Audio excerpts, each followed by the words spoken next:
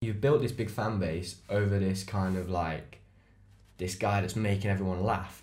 Do you feel that pressure of, I've got to make everyone laugh, and all these kids are expecting me to be this guy, but I kind of like, you're in this battle with, I just want to be Nile, who I am. Yeah. So like, what I always try and do is take a step back and I review it a lot, because we were chatting about it last night. It's that tidal wave that you kind of wave, and that, bear in mind, there's thousands of YouTubers that are bigger than me. Yeah. That have rode a bigger wave, and your mindset is this. I'll talk completely honest. It's like, what's the next thing? I want to push the boundary a little bit more. I want to keep growing this channel. I want to, make more income. I want to grow it as a business. I want to reach more people. And I think that's just natural in my DNA and your DNA too. It was like gymnastics. We learn all the time, and we just want to grow, learn a new skill, grow, get a better result. It's like ticking off that next thing, and it's like that self-achievement, exactly. That buzz you get of doing that next thing. And you're totally right, because I'm not the same Nile and I always need to take a step back, and I'm like, am I being true to myself? Am I being like, or am I just doing this to try and grow the business? And that's the balance that I'm trying to find now, and just being true and real. And I feel like I've got it good. I feel like, I know you watch some of my videos, and my friends will, and it's not, you'll see a different aura about me on this coffee club. That is not me 24/7. It's just unrealistic. But of course, when the camera's rolling, and you almost, I switch into this a little bit of a character. Yeah. But it's still me. It's still my personality. It's just amplified. It's just exaggerated. It's just like, people don't want to see me. But that's the thing. That is you, though. You are that guy. Like, people, and then you see it even when the camera's off. But people don't. I guess the strategy was, people don't want to kind of see a dull monotone. Yeah, 100%. When I'm trying to entertain. Yeah. They want crazy, like screaming, like looking down the lens, like talking to people, doing weird shit with my body. Do you know what I mean? It's just, it keeps people engaged, and that was the strategy. But I'd like to think that behind kind of that, I'm still being myself, and I'm still having my same banter, and I've really tried to include everyone. I've not just segregated. It's just me. I want all the attention. No, I think you definitely done that. Ash, Luke, my mum, my dad, my girlfriend, my family, and then they feel. I think everyone's felt like they're a part of this family growing together. So it's been a whirlwind, mate. It has been a tidal wave, and I'm still riding it. I'm still loving it, and that's the main thing. I'm still loving it. Yeah. We talk about that. You see that a lot, don't you? A lot of like YouTubers, they just, after a while they go, look, I got stopped. Like, I'm depressed. I can't take this anymore. And like, I'm very aware. I'm inside my head, and I think I've already experienced it with gym. So this whole wave that I'm riding, you know, when you experience something like that that's on the shelf, which is insane. There's a lot of psychology attached to that, and ups and downs, and the journey. But then also when you achieve it, I watched you win that bronze, mate, and it was a fucking madness. It was like a madness, and home games, and the state of the internet even wasn't where it was at now. Yeah. But you went from 0 to 50k followers on Twitter overnight. You had like Michelle Keegan tweeting me. Literally, you had royalty. You had like the royal family sat in the arena, like, oh my god, I love these guys. I remember I went and watched the Pommel final, and you were sat with Kate Middleton and Harry, and I was like, do you know what I mean? This guy was looked up with. I've trained for 10 years. He's David Beckham now. Do you know what I mean? Yeah. But like that messes you with your head a bit. Yeah. It does, doesn't it? Because then all of a sudden, we don't talk about it a lot. All of a sudden, you go home, and then you just sat in your mum's kitchen. Yeah, 100%, mate. This is what I wanted to talk to you about. You know, like, it doesn't get talked about a lot, and you're never ever. When I experienced like the that week after London, like the Olympic Games is an incredible experience. Like like that. Oh man, I remember that for the rest of my life. But like, and we're gonna talk about like your Olympic experience and that. But that poster, you don't get. No one prepares you for that. No one tells you how to deal with that, especially when you're a young kid. I was 19. You were 20. You were same age, right? Same age. That week afterwards, you know, we were just getting taken to these clubs in London.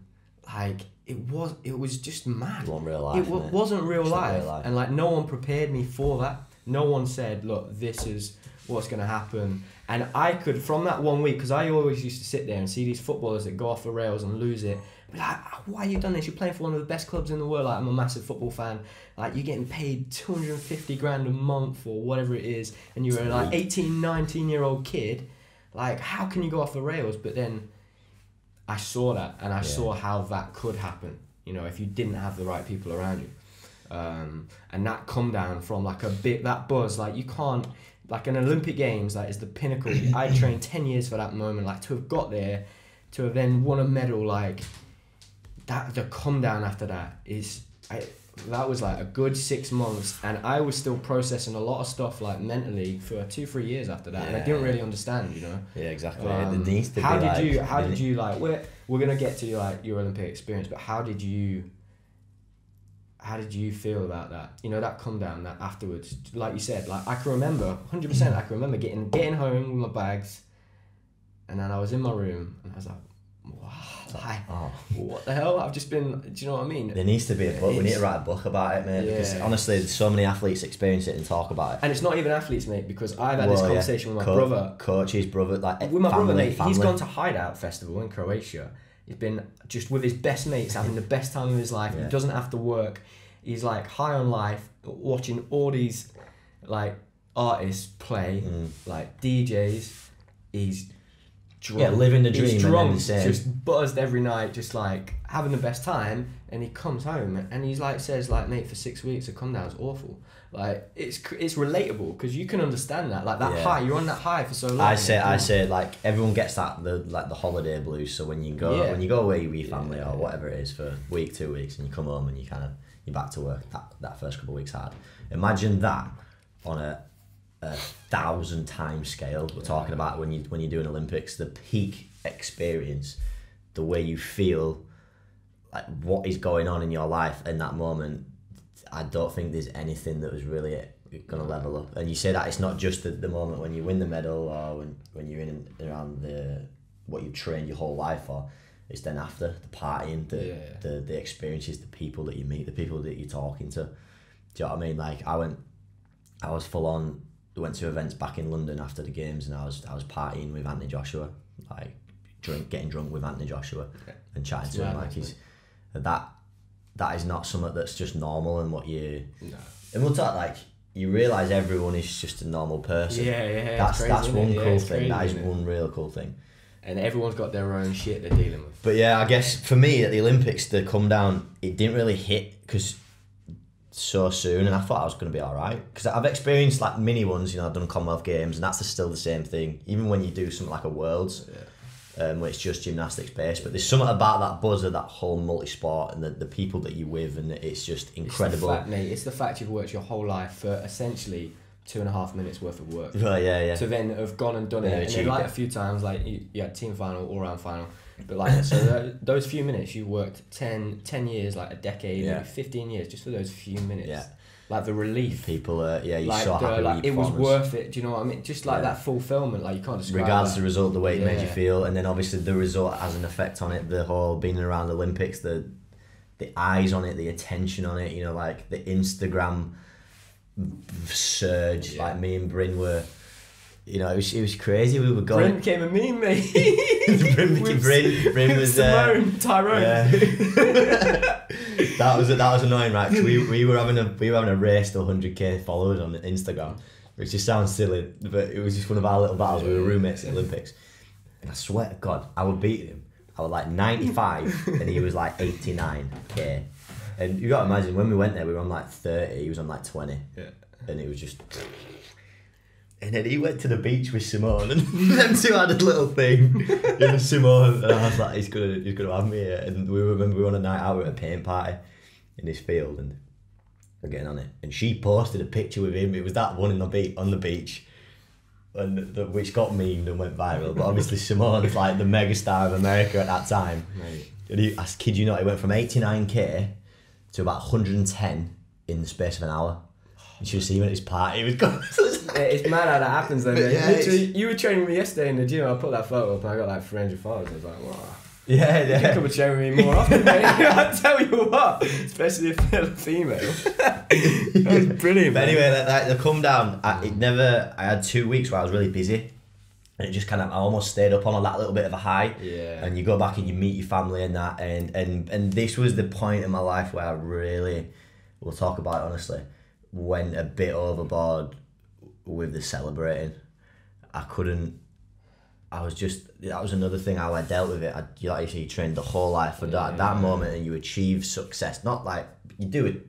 Coming home with a medal is special. Yeah, mate. And mate, I for a good club, 10. Man, you're part of like the small club. Like. And I just my coach, it got to the point where my coach, he sat me down because I got into a habit and a routine of doing at least like Friday, Saturday, if not like Tuesday, sometimes Thursday, just going out drinking. And like that was kind of, that's why I stayed on that high, because it was a similar buzz. Do you feel like you were trying to find that buzz again? I was trying to find it, and I was just trying to deal with it and cope with it, and my way of doing it was just partying, and then that, it kept you a little bit on that high, because when you go home straight away, people know who you are. Like it took me 40 minutes to get into clubs and to bars, because I was getting pictures with the bouncers. Do you know what I mean? It was mad, mate. So like, looking back, I got it wrong, because accepting the reality, and the way I was dealing with it was just ruining my body. I was going out getting drunk, living through that fame kind of era. I felt like say Beckham, and then for 6, 7, 8 weeks I was just partying. And that's where I feel like we could. It almost made the come down worse. And do you know what now? Like I feel like that's on us, because before us, no one had experienced that stuff. I feel like that's on us to help the younger lads coming through. You know, like I really take the time now to, whether it's like Joe or Hamish or Johnny, like just to have conversations, just to have a chat with them. Yeah. Even if it's just asking like, how you doing? Like, how are you? Like, they might not, but they might open up and say, well, do you know what? Actually, like, I think it's important, because I didn't have that. That's why I want to do that. I didn't have that. And that's why that's why I want to do this. Yeah. 100%. To talk about it.